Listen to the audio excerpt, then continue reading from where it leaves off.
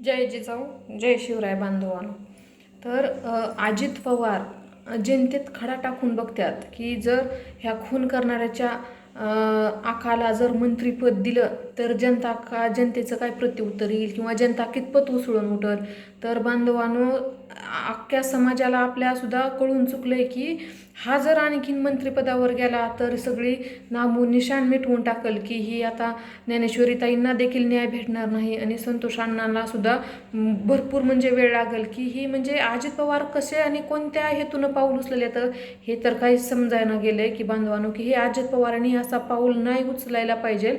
ही आपली जिम्मेदारी आहे बांधवांनो. कारण की जो ही आता इतक्या दिवसापासून आपले मनोजदादा आंदोलन करतात, गोरगरिबासाठी संघर्ष करतात, पण ह्या अजित पवाराच्या तोंडातून एक तरी शब्द आलाय का की इतक्या दिवस आमचा मराठा समाज हा वंचित होता, आरक्षण वाचून त्यांच्या हक्काचं आरक्षण असून देखील त्यांना भेटलं नाही. मग आता पूर्ण पुरावे भेटले तर मराठा समाजांना आरक्षण ही भेटलंच पाहिजे.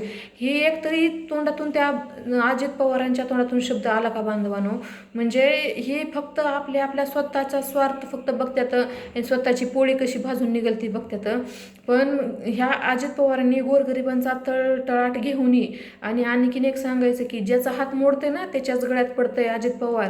कारण की तुम्ही जरी अनाजी पंथांच्या मार्गदर्शनाखाली जरी तुम्ही चलत असाल ना तर उद्या मोडलेला हात तुमच्याच गळ्यात पडणार आहे. अनाजी पंथाच्या गळ्यात हात मोडलेला पडणार नाही, ह्याची पूर्णपणे तुम्हाला माहिती असायला पाहिजे. कारण की तुम्ही जे तोंडानं तुमच्या जी वक्तव्य करताना ह्याच्या मागून एक चेहरा लपलेला असतो आणि तो चेहरा जशी दिशा दाखवेल ना त्या दिशेने तुम्ही चालताय. तर ही समाजाचा रोष आणि समाजाचे जे राग आहेत तो तुमच्यावर स्वतःवर ओढून घेऊ नका.